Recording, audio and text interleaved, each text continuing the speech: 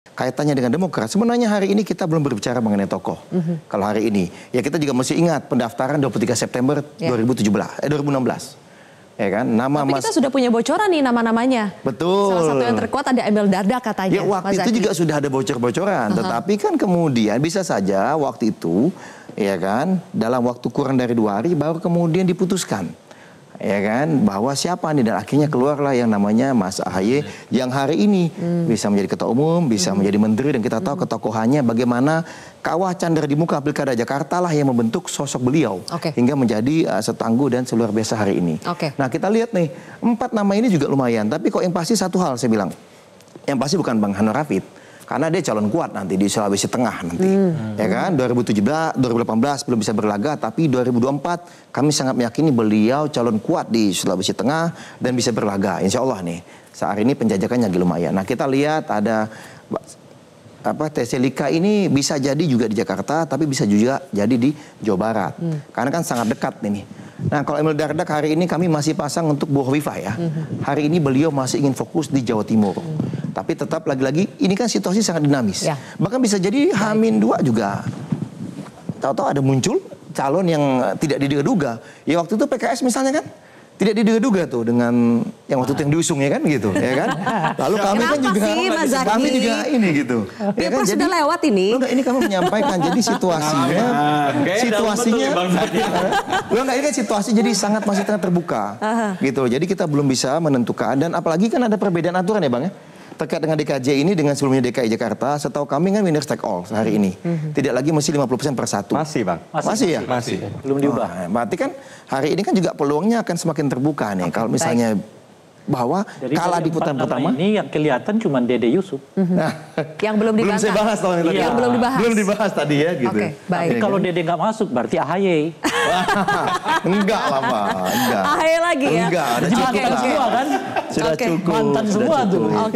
Mungkin Mas Ahaye ditaruh di level nasional ya nanti ya. Mas Ahaye sudah cukup hari ini Menteri ATR Kepala BPN. Insya Allah nanti di 2024-2029 juga masih dipercaya Pak Prabowo. Hari ini dipercaya Pak Jokowi, nanti dipercaya Pak Prabowo. Baik, nanti kita bahas lebih jauh soal itu ya. Tapi kita bahas tadi yang Bang Rey mengatakan soal PKS ya. Bagaimana sebetulnya sudah jelas apa yang disampaikan Presiden PKS bahwa kemungkinan Anies itu sudah dikunci, sudah tidak mungkin lagi menjadi sosok yang diusung PKS di Pilkada DKI Jakarta. Bagaimana itu Kang Pipin?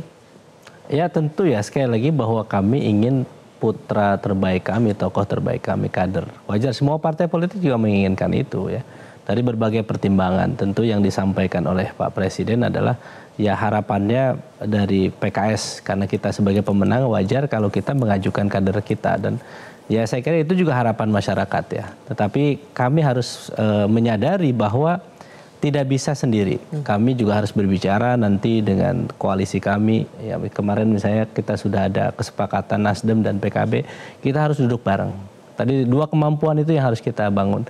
Apakah elektabilitasnya berpeluang menang atau tidak, itu harus kita hitung. Terus kemudian kemampuannya, kami yakin kalau tokoh-tokoh misalnya selevel Pak Sohibul Iman, Pak Mardani ya, dan itu ada tokoh nasional ya, kami yakin kalau beliau dimajukan ya, baik sebagai gubernur maupun sebagai wakil gubernur, kami yakin akan memenuhi harapan publik karena kapasitasnya capacity to win and capacity to governnya juga sangat baik. Berarti apa yang disampaikan oleh Presiden PKS bisa jadi berbeda dengan keputusan Majelis Syuro nanti? Tergantung keputusan Majelis Syuro? Nanti ada di DPTP ya, levelnya ada di Badan Pekerja Majelis Syuro yaitu DPTP, nanti memutuskan akhir ya. Tentu itu akan didasari oleh bagaimana komunikasi politik di antara partai-partai pengusung. Oke, Kang Pipin, tapi yang sudah pasti betul tidak koalisi perubahan ini akan lanjut sampai Pilkada DKI Jakarta itu sudah firm? Yaitu terakhir komunikasi kita bertiga itu yang menjadi pegangan kami ya. Jadi kami tentu termasuk silaturahim kami ke Nasdem Tower dengan Pak Surya Paloh itu juga yang dibahas salah satunya terkait dengan pilkada. Salah satu yang lumayan dalam pembahasan waktu kami silaturahim adalah terkait dengan Pilkada DKI. Oke, berarti kemungkinan besar akan lanjut ya koalisi perubahan di Pilpres lanjut ke Pilkada DKI Jakarta. Artinya kelihatan bacaannya mungkin PKS nggak akan dorong Anies, tapi tidak bagi mereka kalau ada yang mengusungnya dan berkoalisi dengan PKS ya monggo-monggo saja. Misalnya skenarionya adalah karena kalau 3 partai ini tetap misalnya berada dalam koalisi perubahan di DKI Jakarta, artinya Nasdem dorong Anies, monggo silakan, tapi PKS akan dorong kader sendiri. Jadi yang terjadi adalah Anies calon gubernur, wakil gubernurnya hampir bisa dipastikan itu kadernya PKS. Karena PKS itu kan partai pemenang pilkada. Sebagai partai pemenang pilkada memang harus diakui mereka punya kewibawaan lah untuk mengusung sendiri kader mereka. Bagi saya sayang juga kalau mereka nggak dorong kader mereka. Kali ini bargaining position PKS kuat besar sekali. ya, kuat sekali ya. Seperti PDI Perjuangan berani mengusung sendiri. Ya meskipun hanya didukung oleh 2 partai politik di parlemen kan sebetulnya waktu Pilpres kemarin gitu. Jadi sayang memang kalau PKS nggak mendorong kadernya sendiri. Oleh karena itu target minimal mereka itu wakil. Nah bisa jadi ketemunya dengan Anies Baswedan kalau betul-betul Aniesnya oke ya. Gimana itu Mas Wibi? Dari Nasdem kan kita mendengar tidak hanya Anies Baswedan ya, tapi ada nama kadernya sendiri yaitu Ahmad Sahroni. Jadi untuk memutuskan apakah nanti Anies, apakah itu Ahmad Sahroni atau mungkin calon gubernurnya justru bukan dari Nasdem, itu akan seperti apa mekanismenya? Namanya Pak Wibi. Bang Wibi tadi. Ada juga Mas Wibi. Kalau Bang Wibi mungkin Demokrat bisa jadi ya kan?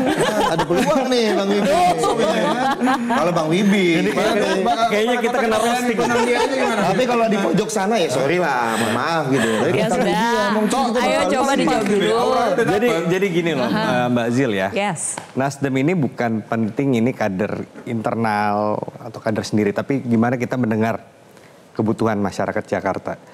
Kita mendengar sekali, saya kan di DPRD DKI Jakarta 2 tahun pasca purna tugas Bapak Anies Baswedan dipimpin oleh PJ Gubernur Heru Budi, banyak kontroversial, banyak hal-hal baik yang sudah dikerjakan malah menjadi berantakan, kacau bagi kami Nasdem di fraksi Nasdem di Jakarta.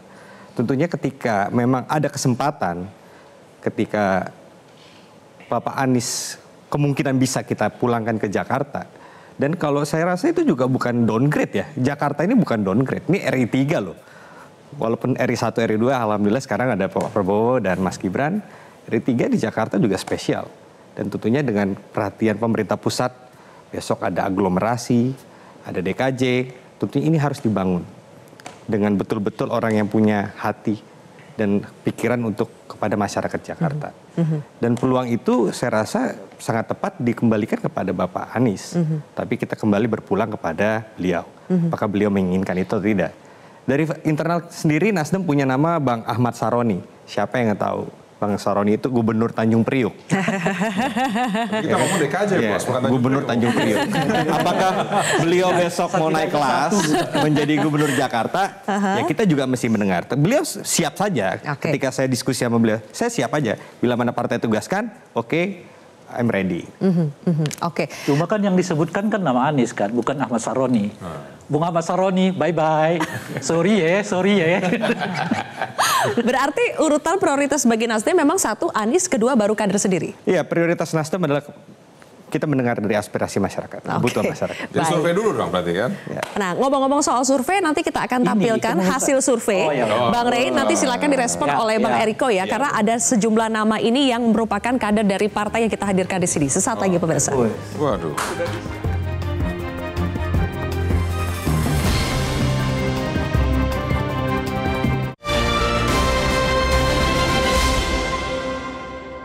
Jelajahi cara baru mendapatkan informasi. Download Metro TV Extend sekarang.